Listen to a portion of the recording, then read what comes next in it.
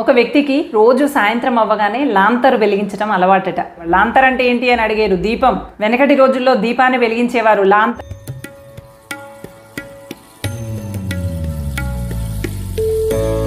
మరి ఇది లాంతర్ అండి. ఈ జనరేషన్ పిల్లలకైతే తెలియదు, మన జనరేషన్లో ఉన్నటువంటి వాళ్ళకైతే తెలుసు. మన జనరేషన్కే లాస్ట్ ఏమో నాకు తెలిసి ఆ విషయం తెలియడము.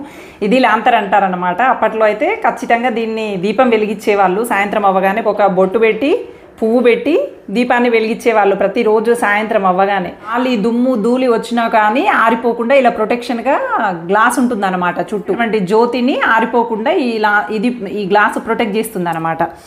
గాలి తుఫాను లాగా వచ్చి అన్ని ఇళ్లలో కరెంటు పోయిందట. ఇంకా అప్పటికే ఇతనికి చాలా ఆకలిస్తుంది. విపరీతమైనటువంటి ఆకలిస్తుంది. లేసి గబగబా వంట చేసుకుందామని వంటింట్లోకి వెళ్ళి స్టవ్ పైన గిన్నె పెట్టాడు, కానీ లైటర్ ఇతనికి ఎక్కడా దొరకట్లేదు. లాంతర్ పట్టుకొని ఇల్లంతా వెతికాడు, ఎక్కడా లైటర్ దొరకలేదు. దాన్ని ఎలా వెలిగించాలో అర్థం కాక ఒక లాంతర్ పట్టుకొని పక్కింట్లోకి వెళ్ళాడట. పక్కింటి అతను కూడా ఇతని చేతిలో ఉన్నటువంటి లాంతర్ వైపు ఇతని వైపు ఆశ్చర్యంగా చూస్తూ ఉన్నాడట. అలా ఎందుకు చూస్తున్నాడో మీకేమైనా అర్థమైందా? లాంతర్ని విచిత్రంగా చూస్తున్నాడేమో అనుకుంటున్నారేమో మీరు. కాదు, ఇతని చేతిలోనే దీపం ఉంది. దాన్ని కాస్త తీసి వెలిగిస్తే అతని ఇంట్లో అతని చేతులతో అతను పొయ్యి వెలిగించుకోవచ్చు. దాంతో పొయ్యి వెలిగించుకోవచ్చు అనేటువంటి ఆలోచన కూడా రాకుండా పక్కింటి వైపు పరుగులు తీశాడు.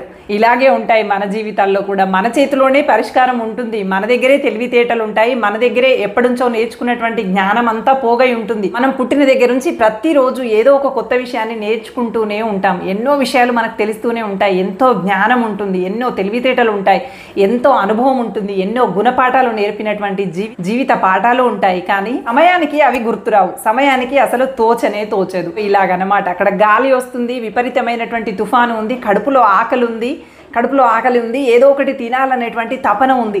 అంతే తప్ప అతని చేతిలో ఉన్నటువంటి జ్యోతి ద్వారా ఈ పొయ్యిని వెలిగించుకోవచ్చు అనేటువంటి ఆలోచన అతని బుర్రలో తట్టనే లేదు. పక్కింటికి సహాయానికి వెళ్ళాలనేటువంటి ఆలోచన తట్టిందే కానీ తన దగ్గర ఉన్నటువంటి జ్యోతిని తీసి పొయ్యిని వెలిగించుకోవచ్చు అనేటువంటి ఆలోచన అతనికి తట్టనే లేదు. సేమ్ మన జీవితాల్లో కూడా ఇంతే అండి. మనం స్థిరంగా ఆలోచించకపోవటం వల్ల, ఓపికగా కాస్త మౌనంగా మనలోకి మనం పరిశీలించుకోకపోవటం వల్ల మన దగ్గర ఉన్న వాటిని లేదనుకొని అవతలి వాళ్ళ దగ్గర ఉన్న వాటిని సహాయం కోసం ఆశిస్తూ ఉంటాం. ఎస్పెషల్లీ సమస్యని పరిష్కరించుకునేటువంటి సందర్భాలలో మనమే కూర్చొని స్థిరంగా ఆలోచించుకుంటే సమస్యకి పరిష్కారం దొరుకుతుంది. అది పక్కన పెట్టేసి వాళ్ళకి వీళ్ళకి అందరికీ మన సమస్యను గురించి చెప్తూ ఉంటాం. ఒకప్పుడు మన సమస్యని 10 మందికి చెప్పుకుంటే మనసు తేలిక పడేదేమో, కానీ ఈ రోజుల్లో మాత్రం మన సమస్యని 10 మందికి చెప్పుకుంటే మాత్రం మనసు తేలిక పడటం కాదు, మనము వాళ్ళ ముందు తేలికైపోతాం.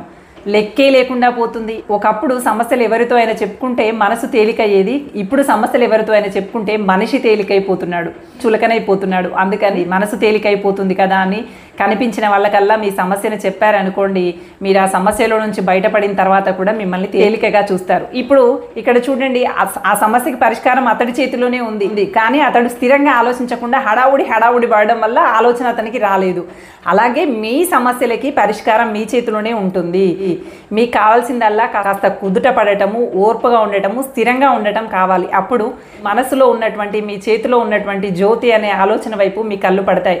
అంతే తప్ప ఆందోళనగా అస్తవ్యస్తమైనటువంటి నిర్ణయాలతో ఉన్నప్పుడు మీ చేతిలో ఉన్నది ఏది మీకు కనిపించదు.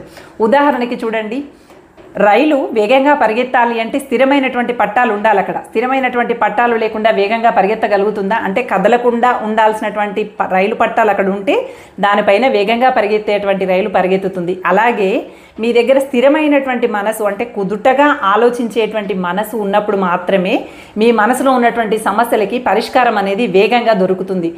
అంతే తప్ప కుదుటలేని మనసుతో బిత్తిరిగా ఆందోళనగా గజిబిజిగా అస్తవ్యస్తమైనటువంటి జీవితాన్ని గడుపుతూ ఉంటే దగ్గర ఉన్నటువంటి వస్తువులను కూడా మీరు గమనించుకోలేకపోతారు.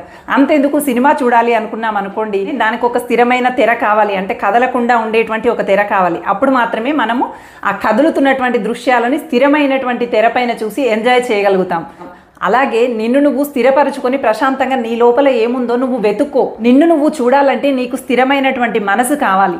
అప్పుడు మాత్రమే నీ లోపల ఉన్నటువంటి శక్తియుక్తులు, తెలివితేటలు, ఆలోచనలు, సమస్యకు పరిష్కారాలు నీకు దొరుకుతాయి. నిన్ను నువ్వు స్థిరంగా మలుచుకున్నట్లయితే నీ లోపల ఉన్నటువంటి శక్తియుక్తులు ఏంటి, నీ సమస్యకి పరిష్కారం ఏంటి, నువ్వు ఏ విధంగా ఆలోచిస్తున్నావు, ఏ విధంగా ఆలోచిస్తే మరింత ప్రశాంతంగా ఉండగలుగుతావు అనేటువంటి విషయాలు ఇట్టే అర్థమైపోతాయి. అంతే తప్ప గందరగోళంతో తీసుకునేటువంటి నిర్ణయాలు నీ చేతిలో ఉన్నటువంటి అవకాశాల వైపు కూడా నీ చూపుని మరల్చవు. అందుకని స్థిరత్వమైనటువంటి మనసు మనిషికి చాలా ముఖ్యం.